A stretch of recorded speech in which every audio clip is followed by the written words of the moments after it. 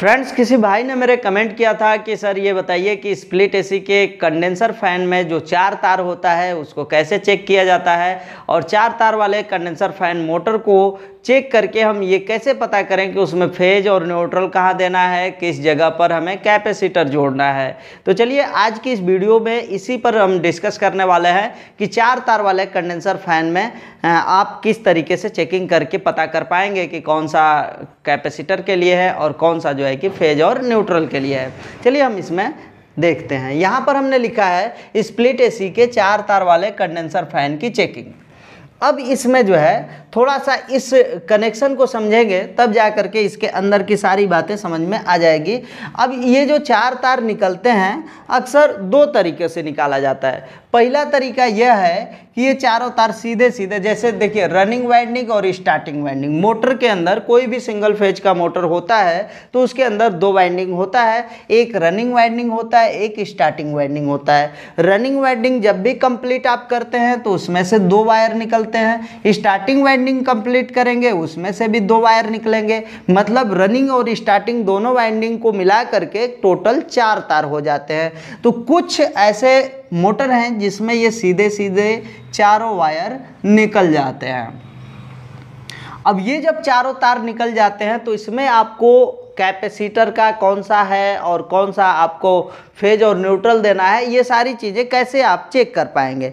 तो सबसे पहले आपके पास ये मीटर होना चाहिए और इस मीटर को आप कंटिन्यूटी रेंज में सेट करेंगे। कंटिन्यूटी रेंज में सेट करने के बाद सबसे पहले आपको क्या करना है, किसी 2 तार पर रखना है, क्योंकि ये हमारे पास 2 ही वायर है इसका मीटर का, तो हम किसी 2 ही तार पर रख सकते हैं। तो इसको हम यहाँ पर किसी 2 तार पर रखेंगे। अब यदि किसी 2 तार पर रखते हैं, मान लेते हैं गलती से हमने इसी 2 तार पर रख दिया। अब ये ऐसा तो है नहीं कि दोनों चारों दूर दूर रहेंगे, सभी एक ही जगह से निकले रहते हैं। इसमें से दिख रहा है कि नहीं चारों दूर दूर निकला है, 2 इधर निकला है, 2 उधर निकला है, लेकिन जो वास्तविकता रहती है चारों एक ही जगह से निकले रहते हैं। ये ऐसे आएगा, ये ऐसे आएगा, सभी जो है कि एक ही रास्ते से निकले रहते हैं। तो गलती से मान लेते हैं कि हम इसमें पकड़ लेंगे, क्या होगा, बताएगा कंटिन्यूटी? हमको तो लग रहा है नहीं बताएगा, ये बिल्कुल नहीं बताएगा। एक तार आप रनिंग का पकड़ लेंगे, एक स्टार्टिंग का पकड़ लेंगे, बिल्कुल भी इसमें कंटिन्यूटी नहीं बताएगा। इसका मतलब आपने गलत तार पकड़ लिया है। तो एक तार को हम छोड़ देंगे, इन दोनों तारों में से किसी एक पर फिर से चेक करेंगे, जिससे हमें पता चलेगा जिसके बीच में हमें कंटिन्यूटी मिल रहा है उस दोनों तारों को हम अलग कर लेंगे। हमको पता चल जाएगा कि वो दोनों तारों में से एक किसी एक वाइंडिंग का है, ठीक है, कोई एक वाइंडिंग का है, रनिंग चाहे स्टार्टिंग। ये अभी नहीं कंफर्म करना है कि रनिंग है कि स्टार्टिंग है। उसके बाद हम दूसरा जो वायर है उस पर जो 2 वायर बच जाएगा, 2 क्योंकि हम लोग हटा देंगे, 2 तार बच जाएगा। दोनों तारों पर फिर से हमें कंटिन्यूटी चेक करना है। कंटिन्यूटी जैसे ही आप चेक कीजिएगा उसमें कुछ ना कुछ जो है कि रीडिंग जरूर बताएगा। अब ये रीडिंग जो होता है दोनों में देख लीजिए, जिसमें अधिक होगा, कुछ मान लेते हैं कि एक पर 500 आ गया और एक पर आ गया 800, कुछ मान लीजिए, ये कम भी हो सकता है ज़्यादा भी हो सकता है। 500 नहीं आएगा, 200 250 आएगा, 50 60 आएगा, लेकिन एक ज़्यादा एक कम आएगा। तो जो ज़्यादा मान आ रहा है वह रनिंग वाइंडिंग के दोनों तार थे और जिस पे कम आ रहा है वो स्टार्टिंग वाइंडिंग के वायर थे। तो कहने का मतलब है आपको रनिंग और स्टार्टिंग वाइंडिंग को 2-2 करके अलग कर लेना है। अब इसमें क्या होता है, वैसे भी ये 2 अलग अलग कलरों में रहेगा। जैसे ये लाल कलर से निकला रहेगा तो ये ब्लैक कलर से निकला रहेगा, 2 तार आपका ब्लैक रहेगा, 2 रेड रहेगा। तो इसमें आपको करना क्या होता है कि अब इसमें आपको बनाना पड़ता है इस तरीके से कि एक जो है रनिंग और एक स्टार्टिंग दोनों को मिला देंगे तो एक हो जाता है कॉमन। ये जो तार निकल रहा है अकेला ये कॉमन हो गया, और ये जो दोनों वायर निकल गए ये यस और आर होंगे। ये वाला वायर जो होगा आर मतलब रनिंग और यस मतलब स्टार्टिंग, और इधर का सी हो जाता है मतलब कॉमन। अब इसके बाद का कनेक्शन, अब इसमें आप फेज और न्यूट्रल कैसे देंगे, कहाँ पर देंगे, कैपेसिटर कहाँ जोड़ेंगे। तो कभी भी हमारा जो कैपेसिटर जुड़ता है, ये ध्यान रखिएगा, हमेशा ध्यान रखिएगा कि कभी भी कैपेसिटर जुड़ेगा तो रनिंग और स्टार्टिंग पर ही जुड़ेगा। अब देखिए ये जो हमारा कैपेसिटर है इसको हम क्या करते हैं, रनिंग और स्टार्टिंग पर जोड़ देते हैं। इसका 2 वायर रहेगा, रनिंग और स्टार्टिंग पर कुछ इस तरीके से जुड़ जाएगा। अब जो है हमारा कैपेसिटर जुड़ गया, अब हमको दो तार और जोड़ना है इसके अंदर, फेज और न्यूट्रल का। ये दो वायर आ रहा है, कोई भी एक फेज हो सकता है, कोई एक न्यूट्रल, तो एक हम कॉमन पर जोड़ देंगे और एक जो है कि उस वायर पर जोड़ा जाएगा जिस पर हमारा पंखा सीधा चल रहा है। यदि उल्टा चलने वाला है तो उल्टा चल रहा है, ये देखना होता है, मतलब इसमें से पंखे से हवा आनी चाहिए।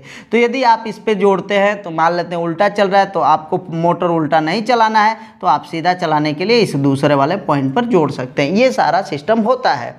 तो ये तो हो गई एक तरह से बात।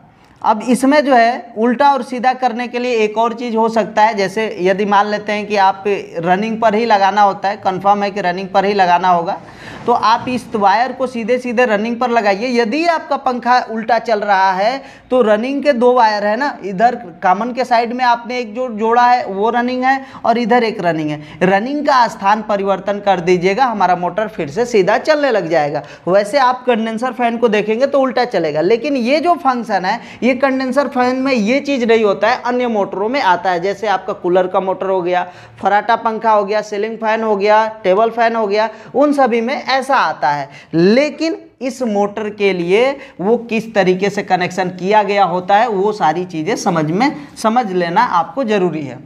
अब इसमें होता क्या है कि अंदर ही इसमें इस तरीके से एगो रनिंग और एगो स्टार्टिंग आपस में जोड़ करके ये क्या बन गया, कॉमन बन गया। तो कॉमन से एक तार तो बाहर सीधे सीधे आएगा ही, उसके बाद जो है कि हमको एक फेज लेना है, मतलब फेज और न्यूट्रल देना है, तो रनिंग से ये वायर कुछ इस तरीके से यहाँ पर आ जाता है और उसके बाद ये जो स्टार्टिंग और रनिंग दोनों तार से एक एक वायर इधर के तरफ बाहर आता है।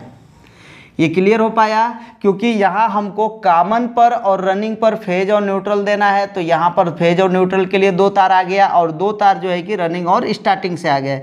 मतलब ये चार वायर इस तरीके से इस मोटर के अंदर होते हैं और इस मोटर के अंदर की जो चेकिंग है अब जो है कि आपको समझ में आएगी। ठीक है, आप ये चार तार जो देख रहे हैं, इन चारों तारों में दो तार ऐसा होगा कि एक रनिंग का होगा, एक स्टार्टिंग का होगा, एक इसमें कॉमन होगा, एक और जो है कि रनिंग का होगा। मतलब यहाँ पर आप देख सकते हैं कि रनिंग के यहाँ से दो वायर निकला है, ये भी क्या है, रनिंग है, इधर ये भी क्या है, रनिंग है, ये वाला क्या है, स्टार्टिंग है और ये क्या है, कॉमन है। कभी भी जो है फेज और न्यूट्रल किस पे, रनिंग और कॉमन पर दिया जाता है, लेकिन हमारा कैपेसिटर किस पे जोड़ा जाएगा, रनिंग और स्टार्टिंग पर जोड़ा जाता है। तो कुछ इसी तरीके से व्यवस्था इसके अंदर किया गया होता है। तो सबसे पहला काम हमारा क्या होता है, दोनों जो रनिंग वायर है हमको सिर्फ उसी को चेक करना है, मतलब उसमें कोई रेजिस्टेंस नहीं बताएगा, सीधा सीधा कंटिन्यूटी बताएगा। मतलब इस चार तार में से दो तार ऐसे होंगे जो एक ही जगह से निकले होते हैं, उसमें कंटिन्यूटी बताएगा। तो मान लेते हैं इसमें सटाएंगे तो कुछ ना कुछ इसमें अंक लिखेगा, अंक मान बताएगा, और उसके बाद जो है कि आप इस पे लगाते हैं तो ये रनिंग और रनिंग दोनों एक ही जगह से निकले, अंदर जो है ना ये दोनों एक ही जगह पर जोड़े गए होंगे, तो इन दोनों के बीच में क्या होगा, सीधे सीधे रेजिस्टेंस बताएगा। तो आपको क्या कर लेना है, एगो को अलग इधर कर लेना है और एगो को इधर अलग कर लेना है। बचा हुआ जो दो वायर होगा इसमें एगो स्टार्टिंग होगा और एगो होगा कॉमन। ठीक है, तो आप इन दोनों में से एक रनिंग को आप बाहर कर लीजिए, बाकी तीन जो है कि वायर आप अपने साथ रखिए, क्योंकि दो आपको पता चल गया कि दो रनिंग है, तो एक रनिंग को साइड कर लीजिए, तीन गो तार अपने पास रखिए। अब तीन तारों में से अब चेक कीजिए कि कॉमन कौन सा है। मुख्य कार्य यही है, कॉमन कौन सा है ये पता लगाना है। बाकी जब कॉमन पता लग जाएगा तो क्योंकि हमको तो पता चल ही गया है कि एक ये रनिंग है और एक ये रनिंग है, रनिंग को हमने क्या कर दिया, आउट कर दिया, एक रनिंग को हम अपने पास इसके पास रखे हुए हैं। इन्हीं दोनों में से पहचान करना है कि कॉमन कौन सा है। तो कॉमन कैसे पता किया जाएगा, तो सबसे ज्यादा मतलब इस पर लगाएंगे, फिर इस पर लगाएंगे, फिर इस पर, मतलब इन तीनों पर तीन तरीकों से लगाया जाएगा। ये इस दोनों तारों को रखा जाएगा। इन तीनों तरीकों से रखने के बाद इसमें तीन अलग अलग मान आएगा। मतलब मान लेते हैं कि हम यस और आर पर रख रहे हैं, यस और आर, मतलब कोई भी यस हो सकता है, कोई आर हो सकता है। आर को तो कंफर्म है, लेकिन यस को इसमें कंफर्म करना है। कोई एक यस हो गया, एक आर हो गया, फिर एक सी और एक आर हो सकता है, फिर यस और सी हो सकता है। इस तरीके से इसमें 3 सीरीज बनेंगे और तीनों पर आपको चेक करना है। जैसे मान लेते हैं यस और आर, यस और आर ये है हमारा, इस तरीके से चेक करें। यस पता ही नहीं है लेकिन हम मान लेंगे, इसको यस नहीं मानेंगे, ABCD कुछ भी मान लीजिए, कोई कलर होगा ना कोई तो कलर ही होगा, तो कलर को मान लीजिए ना कि रनिंग के साथ ये आपका ब्लू कलर है, इधर के तरफ ब्लैक कलर है, तो मान लेते हैं कि रनिंग के साथ ब्लू का जो है कि कुछ रेजिस्टेंस आएगा, इधर ब्लैक का कुछ रेजिस्टेंस आएगा, फिर जो है कि इधर ब्लैक और ब्लू में रखेंगे तो कुछ अलग सा रेजिस्टेंस आएगा। तो इनमें 3 रेजिस्टेंस का मान आएगा। मान लेते हैं कि इस तरीके से छोड़ दीजिए इसको, इसमें मान लेते हैं कि 100 आ गया, एक जो है कि आपका 60 आ गया, एक का आ गया आपका 30, ठीक है। तो ये तीनों मानों में से सबसे ज़्यादा मान कौन सा है, तो 100 सबसे ज़्यादा है। अब फिर से देख लीजिए कि किस 2 तारों पर लगाने पर 100 आया था, तो जिन 2 तारों पर लगाने पर सबसे अधिक रेजिस्टेंस बता रहा है वो तीसरा जो बचा हुआ है वो क्या है, कॉमन हो गया।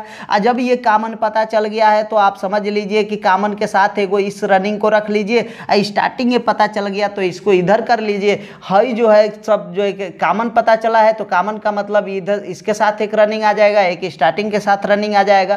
तो इस पर आपको देना है फेज और न्यूट्रल, मतलब इधर लाइन और इधर के तरफ न्यूट्रल देना है। और इन दोनों तारों पर आपको क्या करना है, कैपेसिटर जोड़ना है, क्योंकि कैपेसिटर कभी भी जुड़ता है तो आर और यस पर ही जुड़ता है। तो उम्मीद है कि आपको ये सारी चीज़ें समझ में आई होगी। यदि आपको न समझ में आया हो तो फिर से कमेंट कीजिएगा, इस पर हम एक और वीडियो बनाएंगे प्रैक्टिकली, जिससे आपको पूरी तरह से समझ में आ जाएगा। तो चलिए फ्रेंड्स, आज के लिए बस इतना ही, मिलते हैं नेक्स्ट वीडियो में नेक्स्ट टॉपिक के साथ। तब तक के लिए जय हिंद, जय भारत।